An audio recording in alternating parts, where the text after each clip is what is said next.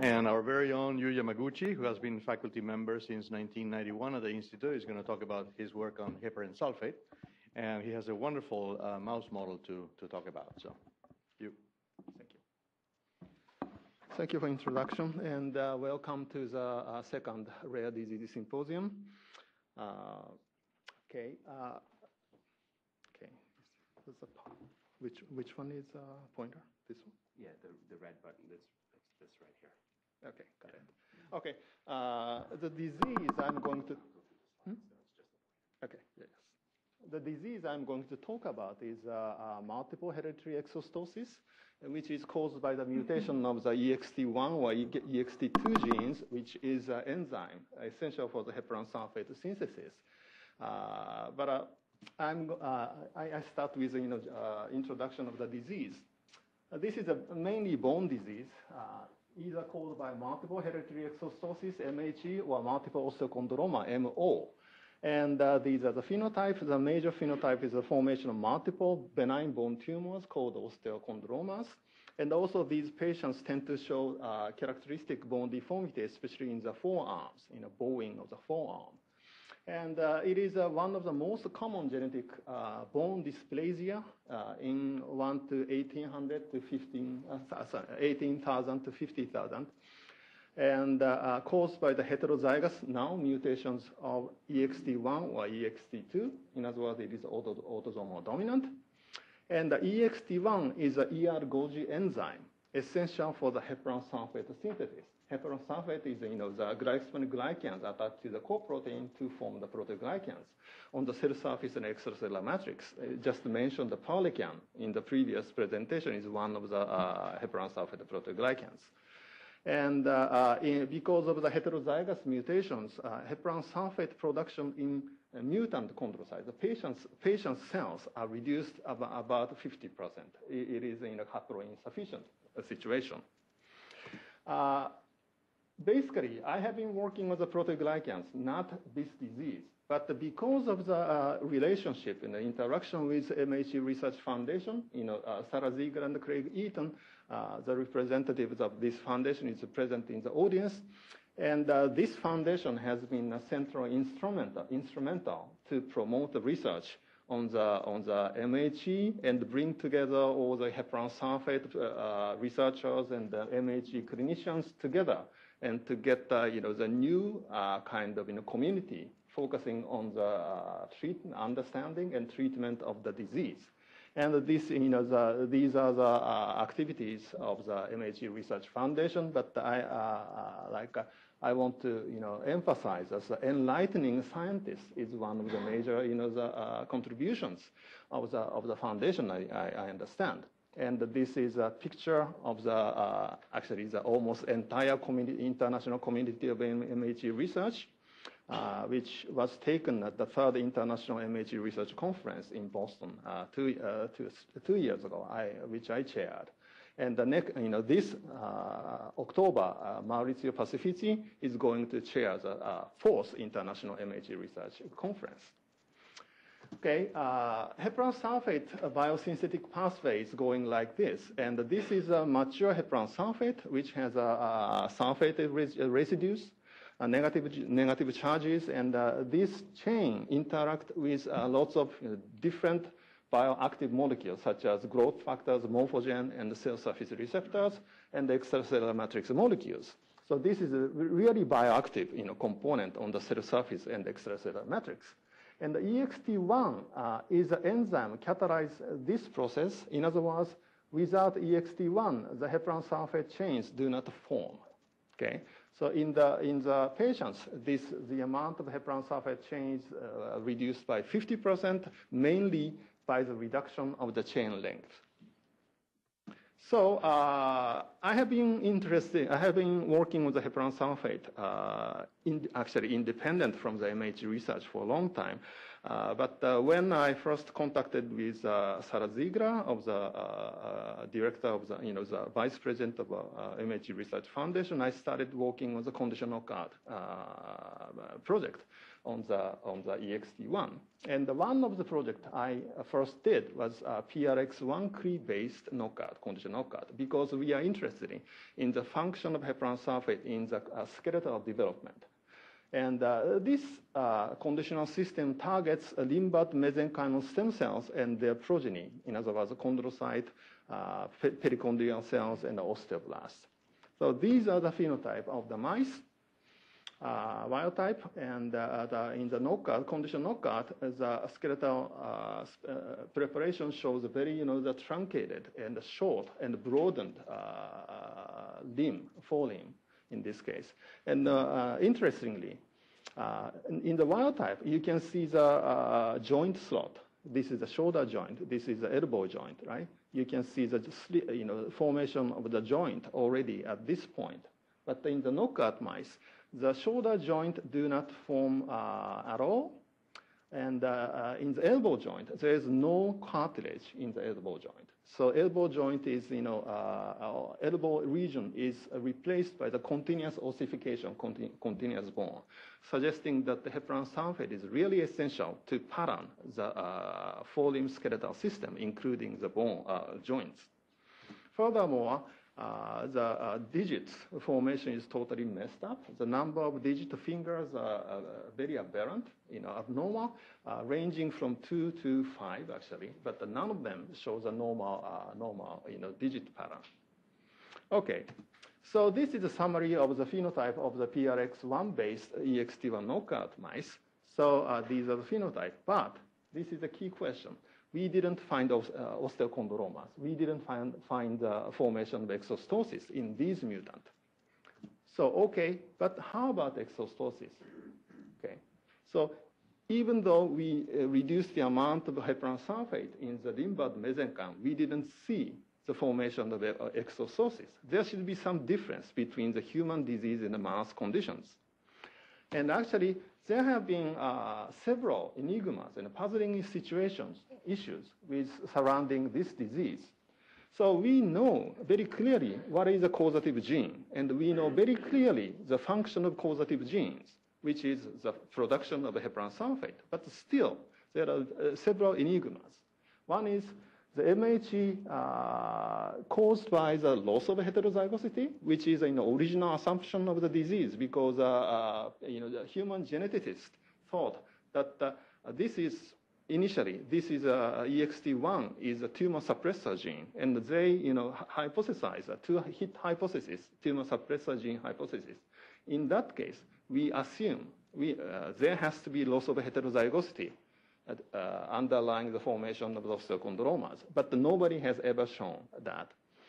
And the second issue is osteochondroma MHC is a true neoplasm or developmental malformations. This question is related to the first question, whether it is loss of heterozygosity in the clonal growth of the chondrocyte or not. And the more practical issue is EXT1 plus minus in heterozygous, EXT plus minus mutant mice, which were generated, actually more than 10 years ago, which obviously mimics the genetic condition of human MHC patients closely. But these mutant mice do not develop osteochondromas, as in the case of our condition knockout mice. So there has to be some difference between real human MHC condition and the conditions mimicked by the animal models. So this is what we did to address the issue of the loss of heterozygosity. We used this CRE, COL21 ERT, which is inducible by tamoxifen. Okay, and this is chondrocyte specific, obviously, because of the COL2 promoter. So by using, we assumed, hypothesized that by using very small dose of the tamoxifen, we may be able to induce the mutation in the small fraction of chondrocytes, not all chondrocytes in the developing limb skeleton. To make the story very short, I'm going to tell you the answer of the question.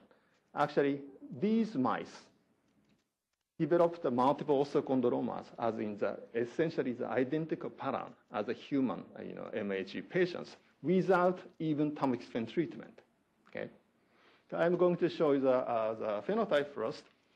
This is the X-ray picture of the knee of one of the MHE patients. You can see these osteochondroma in the epiphysis of the femur and the upper part of the leg. So finally, we could show that the mice can develop osteochondroma in the long bone as in the same pattern as the human MHE patients. For example, in the wrist, you see these two osteochondromas, and the knee, you see this is osteochondroma, and shoulder, you can see one osteochondroma. And that pattern is very similar to the human patients. And histologically, these osteochondromas formed in our knockout mice has a typical osteochondroma histology. So this is real osteochondroma recapitulating the human condition. Okay, so, but the phenotype we found in these new knockout mice system, knockout mice, is not only in the osteochondroma. They also mimic the bowing of the forearm, right?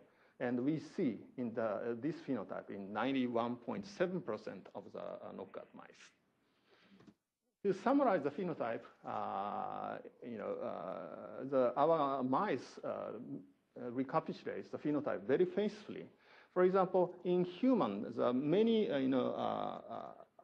wrist joint and the knee joint is a very the prevalent place for the osteochondroma formation. We also see the same pattern of osteochondroma formation in mice, for example, in 100% in the wrist joint and 92% in the knee joint. So this pattern is very similar. And furthermore, non-osteochondroma phenotypes, such as in forearm deformity, is found 92%, and the scoliosis in 58%, and the short stature 100% found in the knockout mice, which is similar, a little bit higher than the human MHE patients. But anyway, overall, the pattern of phenotype is very similar, not only in the formation of osteochondroma, but also the places, location of these phenotypes is very similar. So what is the mechanism of that? As I told you, we saw these, the phenotype without even injecting tamoxifen to the mice. So we assume there should be probably very leaky baseline recombination happening in this Cree system. So this is a fate mapping analysis. So blue cells show the recombination, recombined cells. So you can see these spotty blue islands of cells. In other words, recombination, in other words, knockout BXT1 occurred in the very small fraction of cells in the knockout mice. So this is another analysis using a quantitative real-time PCR of the allele-specific primers. So in the EXT1, this conditional knockout mice, the recombination occurred in up to 66% of the chondrocytes. 94% of the chondrocytes are normal, even if it is, and you can see the brain is a 50%, it's a control, okay? So this is what happened in the knockout mice. Wild type mice, all chondrocytes are normal, wild type, of course, right? In our new knockout mouse system, the up to 5% or up to 6% of the chondrocytes undergo recombination. So these becomes null, okay? But the background cells, more than 90% of background cells are normal, without affected by the recombination. And then we saw the formation of multiple osteochondroma, okay? As a control, we also did a heterozygous knockout, okay? So only one allele is knockout in this case. So in this case, same percentage of cells are yellow, in other words, heterozygous cells, okay? So 95% of cells are wild type. Then we didn't see any osteochondromas, no osteochondromas. Furthermore, the additional control is when we knocked out one allele in the entire cartilage, growth plate, we didn't find any osteochondromas. So these results strongly suggest that the loss of heterozygosity is important, is required for the formation of multiple osteochondromas, especially in the long bones. Then the following question is this: if this is true, then osteochondromas composed only of the mutant cells, in this case, or mixture of the mutant cells and the wild type cells? This has been long debate on this issue. Many human geneticists working on the MHE was puzzled because when they genotypes osteochondromas, they found always kind of the equivocal result, not clear result. If EXT1 is a pure tumor suppressor gene, you expect the entire osteochondroma comprises mutant cells. So we use our new knockout model system to address this issue. Okay. So in this case, in this experiment, we did a laser capture microdissection of the osteochondroma formed in the knockout mice, and then did the allele-specific PCR and compare the proportion of the knockout allele and the wild type allele. In this particular experiment, we analyzed 9 independent osteochondroma from knockout mice, and none of them are pure mutant cells. All of them contains wild type cells and knockout cells. And in many cases, knockout cells are minor population. Okay? To further confirm this result, we did a so-called fate mapping analysis. In the blue cells, in these specimens, cells underwent recombination, in other words, knockout, mutant cells. The non-blue cells are normal, wild type cells. So we looked at 4 osteochondroma tissues, and none of them are entirely blue. All of them are a mixture of the blue cells and white cells. So these are clear demonstration that the osteochondroma, the osteochondroma formation requires loss of heterozygosity as the initiation step.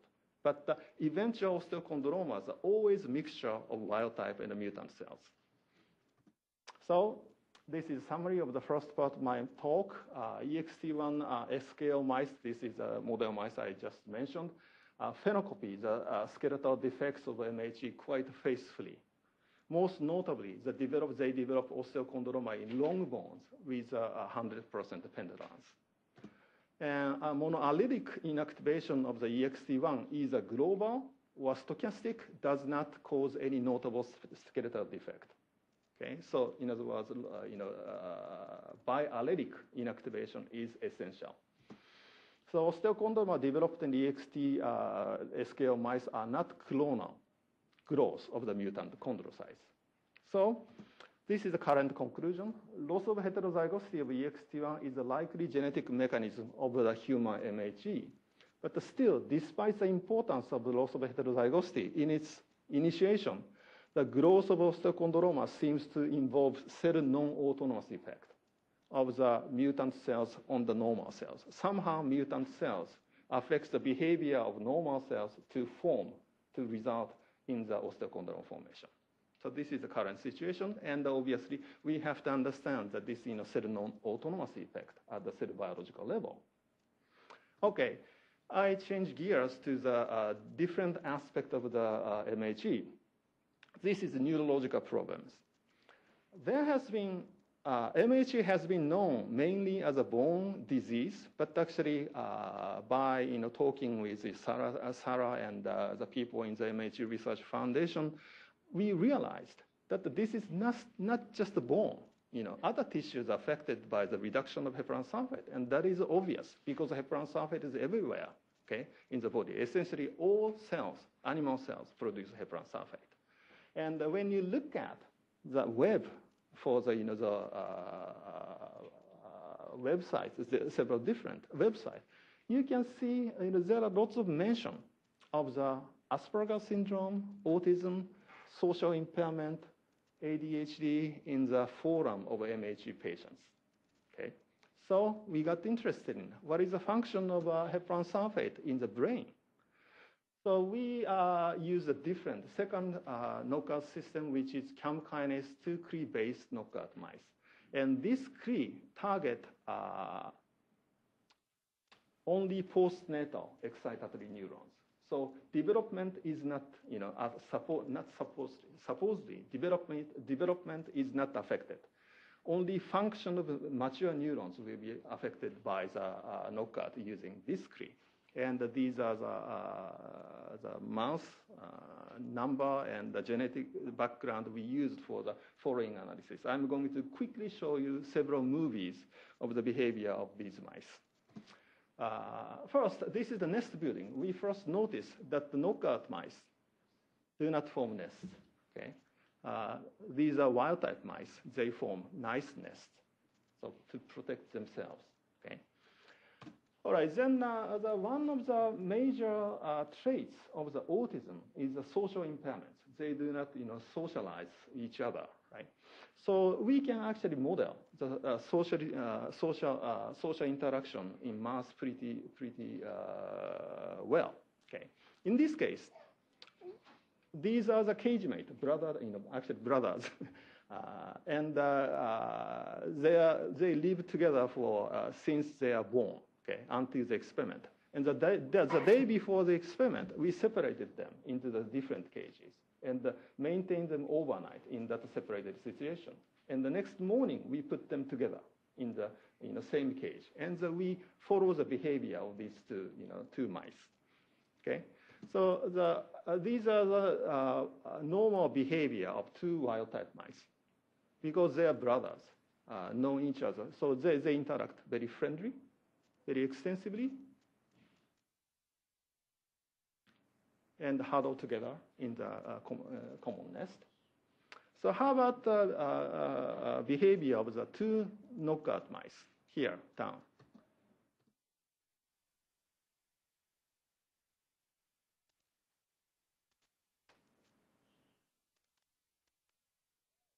They are actually quite indifferent to each other. They do not interact very well. Okay.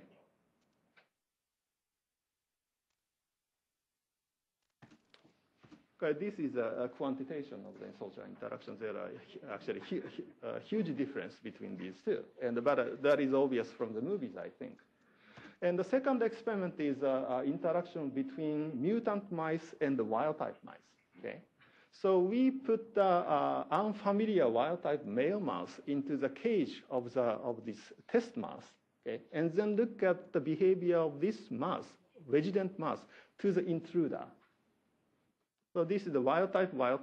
This is the intruder. This is the resident. Initially, the resident, avoid the intruder, but then he starts to explore the intruder because this is his territory.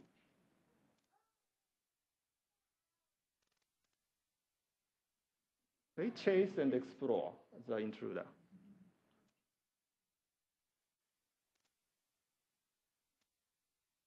Okay, so how about the behavior of the mutant mice? This is the mutant resident, and this is a wild-type intruder, in this case.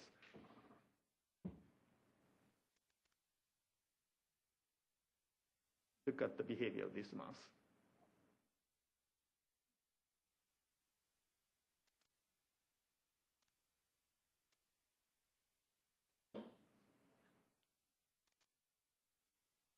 Not only he does not chase the intruder, but he avoids actually. Right. Okay. Again, this is a quantitation, and the second trait of the human autism is expression of repetitive behaviors. Autistic kids tend to do the same thing repeatedly. We can model this behavior in mice. This is a whole board test. Mice tends to, the curious and explore the whole in the random and successive way. Again, this is the wild-type mouse. Just look at how he dips a nose into the different hole. He went to this one, Next one. Next one. In a very successive and random way.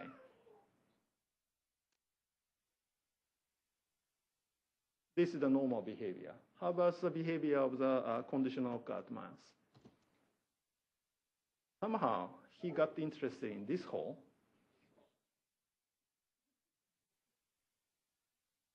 He knows there are other holes, but somehow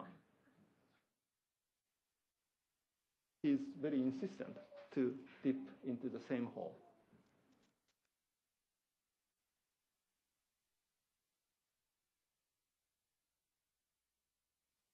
So somehow our conditional knockout mice shows at least two of the three major autistic traits. So how about the final and probably most important trait, which is the language, communication deficits in mice. So this is the ultrasonic vocalization.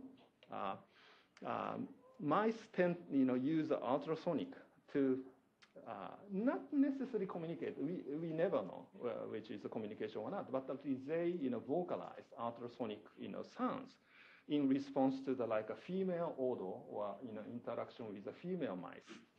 So the top panel is a sonogram of wild-type mice. You can hear the sound.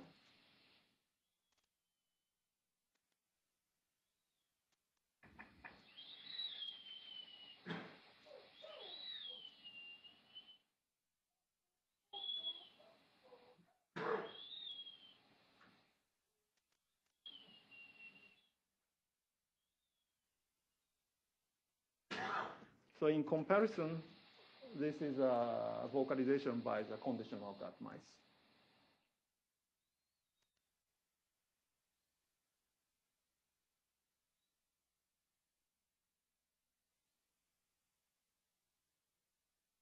So obviously, the rate and the duration of the vocalization is significantly reduced, but also the complication of the pattern of the so-called song or call is very much impaired.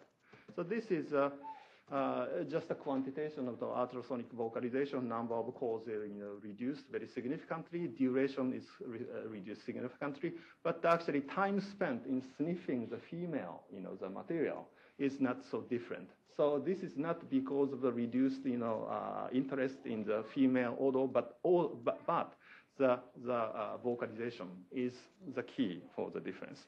Okay, just to find, these are all the data I'm going to show you today.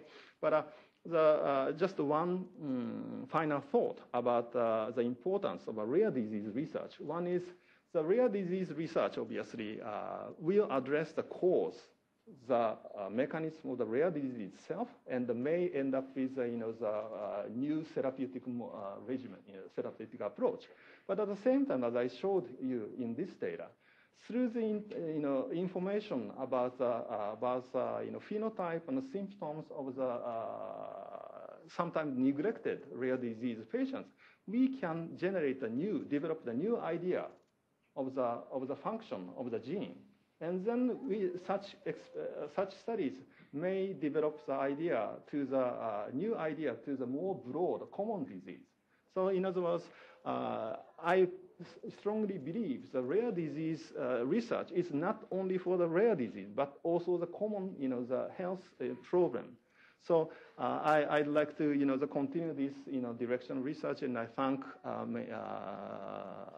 the NIH for my funding, and also, most importantly, the Craig Eaton and Sarah Ziegler in the audience for supporting my studies and continuous encouragement for me to do the research. Thank you very much.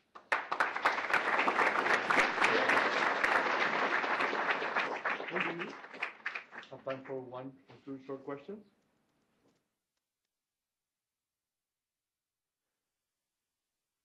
Fascinating story as always.